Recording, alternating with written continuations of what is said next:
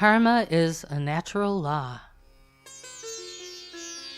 Albert Einstein said, "God does not play dice with the universe." Basically, if you push something, it moves. Now expand this idea and realize that the entire universe is made up of movements and reactions to movements. Your body was created by the love-making movements of your parents and then movements of the sperm burrowing into the egg, zygotes replicating, organs forming, and nutrients being assimilated. Everything that keeps your body alive right now is made up of movements, visible movements, invisible movements, and millions of teeny tiny electrochemical movements. The entire universe consists of spinnings upon spinnings, from galaxies to communities to electrons circling the nucleus of an atom. Movement is the nature and quality of all creation. So what's keeping it all going? You can think of the universe as running on the fuel of karma. Have you ever seen those desk ornaments that have a line of silver balls hanging in a row? You pick up the ball on one end and let it go.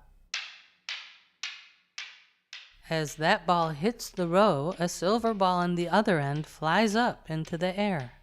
When that ball comes back down and hits the row, the silver ball on the other side again moves up. Once the process is set in motion, you don't have to plug it in, nor do you have to fill it with gas. As Newton's law of action says, every action has an equal and opposite reaction. Thus work the ways of karma. One good way to grasp the intricacies of karmic law is to watch how karmas manifest inside and around you. Life is a living textbook on the laws of karma. You can observe how life so often creates exactly what you most desire or fear. Watch as the most vehement persecutors in any situation seem to inevitably become the persecuted. Notice how your own good actions can lighten your heart and create an opening for more goodness to enter your life. Consider, even movie scripts and novels generally reflect an intuitive understanding of these laws, as good wins over evil nearly every time, even if only moments before the final credit roll. You already know these laws.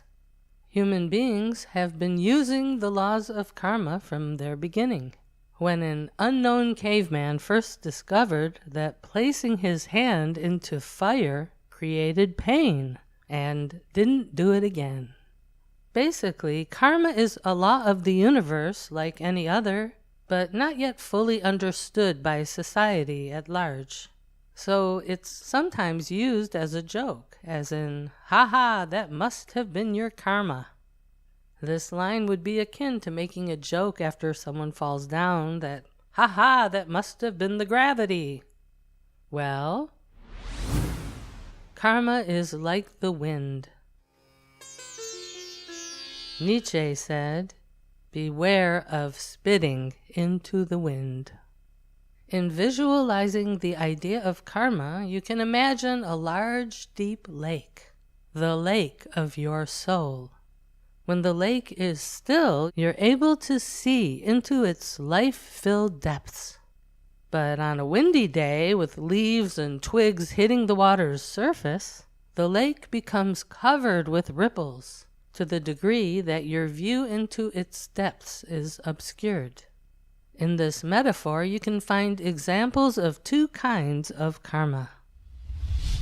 Fresh karmas. The wind is analogous to the current winds of karma that are being freshly whipped up by your own never-ending thoughts, speech, and actions. Old karmas. The twigs and leaves on the water's surface would be analogous to old solidified karmas that aren't so easily discarded, such as karmas relating to your family or cultural traditions. You may be more or less stuck with these karmas. Now here's the deal. You may not have much control over all those leaves and twiggy old karmas, but you do have a choice of how the winds of the karmas you're creating right now will blow. Even if you have a lot of old karmic debris on your soul lake, if the current winds remain calm, the karmic clutter moves to the perimeter of the lake, leaving the depths visible through the lake's clear surface. However, if you generate a lot of blustering winds by performing all kinds of noisy, ego-based actions, you're going to have a messy and obstructive surface.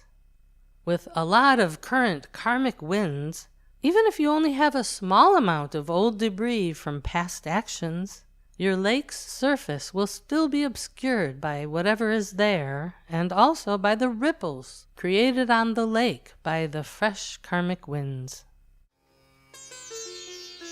Consider, the winds of new karmas become still when you enter into a state of inner peace. You can find inner peace by allowing your thoughts and actions to flow through you unsullied by selfish desires or ego-based motives. When your surface waters are clear, you have a chance to see more clearly what is really at the core of your being, the great light of your spiritual soul.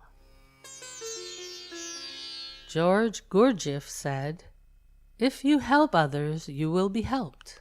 Perhaps tomorrow, perhaps in 100 years, but you will be helped. Nature must pay off the debt. It is a mathematical law, and all life is mathematics."